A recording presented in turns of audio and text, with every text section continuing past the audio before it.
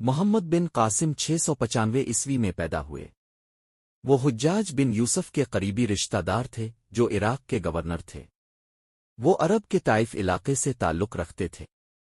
انہی صلاحیتوں کی بنا پر محمد بن قاسم کو کم عمری میں ہی فارس کا گورنر مقرر کیا گیا۔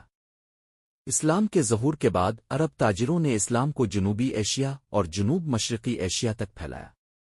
عربوں اور برصغیر کے درمیان تعلقات عام طور پر خوشگوار تھے، لیکن بحرین ہند میں عربوں کی سمندری تجارت کو اس وقت خطرہ لاحق ہوا جب راجہ داہر نے مکران اور فارس کے حکمرانوں کے ساتھ مل کر مسلمانوں کے خلاف اتحاد کر لیا۔ یہ پہلی بار تھا کہ اموی خلافت کے دوران عربوں نے سندھ پر قبضے کی سنجیدہ کوششیں کیں۔ محمد بن قاسم 695 میں پیدا ہوئے۔